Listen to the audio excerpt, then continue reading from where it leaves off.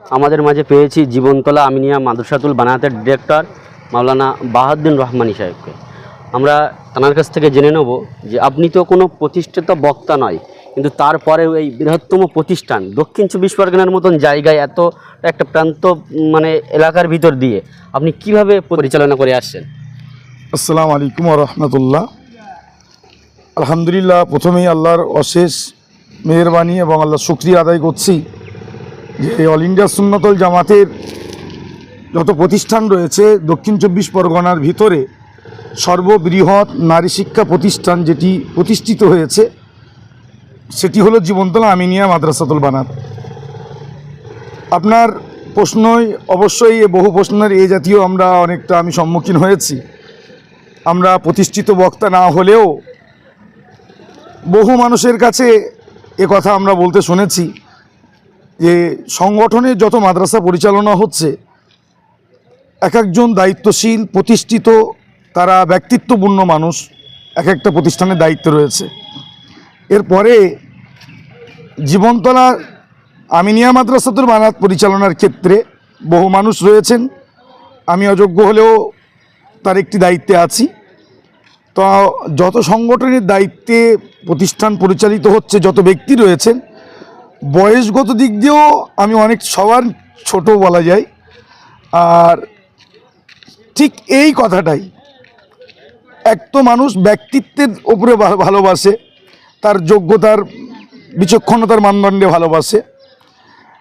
এরা আমাদের সংগঠনের মানুষ, সংগঠনের বাইরের মানুষ, আমাদের এই কর্মকাণ্ড দেখে আমি তাদের মুখ দিয়েই শোনা যে একটা জিনিস, তারা প্রতিষ্ঠিত হয়ে প্রতিষ্ঠান যে কষ্টের মধ্যে চলছে, আর তোমার এই বয়সে প্রতিষ্ঠান চলছে কীভাবে। তা উত্তর তাদের থেকে আমি জানতে চাইলে তারা একটাই কথা বলেছে যে আমরা কিন্তু এই প্রতিষ্ঠিত বক্তা হিসেবে ভালোবাসিনি, সংগঠনের একটা মাদ্রাসা বৃহৎ প্রতিষ্ঠানের ছোট্ট তুমি, সেই হিসাবে আমরা স্নেহগত দিক দিয়ে ওদের সমন্বয়ে ভালোবাসি। সুতরাং তাদের এই ভালোবাসাটা আমার কাছে অনেকটা বড় প্রাধান্যের। আজকের এই ছাত্রালয়ের পিছনে মানুষের যে স্বতঃস্ফূর্ত অবদান তা বলে আমি ভাষা প্রকাশ করতে পারবো না। এই প্রায় 20 থেকে 25 লক্ষ টাকায় যাদের আজকে বাজেট, সেই বাজেটের আমরা 20 থেকে 25,000 টাকা নিয়ে কাজে লাগিনি। তো আল্লাহ পাক রব্বুল আলামিন আমিনিয়ার মহব্বত মানুষদের অন্তরে দিয়েছে, আমাদের ভালোবাসা তাদের অন্তর জায়গা আল্লাহ করে দিয়েছেন। মানুষদের কাছে আমরা গেছি, তাদের সম্মানজনক ভালোবাসা, তাদের স্বতঃস্ফূর্ত সহযোগিতা আজকের এই বৃহৎ কাজের আমার বড় একটা হাতিয়ার তৈরি হয়েছে। আমি আজকের শুকরিয়া আদায় তো আল্লাহর কোটি কোটি করছি।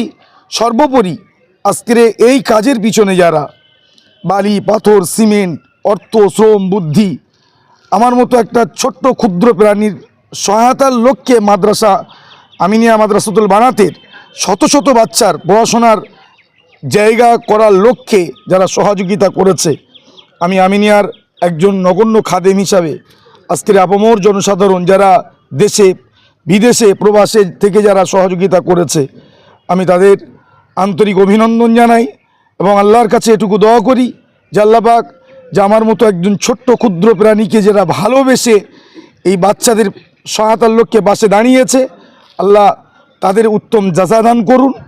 আগামী দিনও আল্লাহ এই বৃহৎ কাজের তাদের সঙ্গী রেখে আমাদের আগে যাওয়ার তৌফিক দান করুন। এবং আমি আরও জনসাধারণের জন্য বলি যে আজকের যে ছাদটা ঢালাই হচ্ছে, আপনারা এই কেএম বাংলার মাধ্যমে দেখছেন, এটি প্রায় 5,000 স্কোয়ার ফুট। আমরা পুরো ছাদ দিতে পারিনি, এটা হাফ ছাদ ঢালাই হচ্ছে আজকে। সুতরাং আরও হাফ কাজ বাকি রয়েছে। আমি আপামর জনসাধারণের কাছে আগামী দিনের এই হাফ ছাদের সুসম্পন্ন লক্ষ্যে আজকেরও এই চ্যানেলের মাধ্যমে দাবি রাখছি, আপনারা যে মাধ্যমে হলে সেই সহযোগীদের হাতটা আগামী দিনও বাড়িয়ে রাখবেন। বর্তমান ছাত্রীর সংখ্যা কত? আমাদের ছাত্রীর সংখ্যা প্রায় 500। যেহেতু এটা মহিলা প্রতিষ্ঠান, তো সেই জায়গায় দাঁড়িয়ে একটা বাৎসরিক আপনাদের খরচ খরচা কেমন পড়ে? এক্ষুনি আমাদের বাৎসরিক আমাদের মান্থলি খরচ প্রায় 5 থেকে 6 লক্ষ টাকা। তো প্রায় 72 থেকে 75 লক্ষ টাকা পর্যন্ত আমাদের ইয়ারলি বাজেট। তো সেই জায়গায় দাঁড়িয়ে এই সমস্ত প্রতিষ্ঠানগুলি একেবারে দরিদ্র মানুষের দান এবং সাদগা বা ফেতরা এবং সেই সাথে সাথে একেবারে পাশাপাশি ধনী ব্যক্তিদের দানের কিছু অর্থের বিনিময়ে এই সমস্ত প্রতিষ্ঠানগুলো চলে। তো দান বা জাকাত বা ফেতরা এটা রমজান মাসে সাধারণত মানুষ দিয়ে থাকে। সেই জায়গায় দাঁড়িয়ে দেশবাসীর কাছে কী বার্তা দেবেন?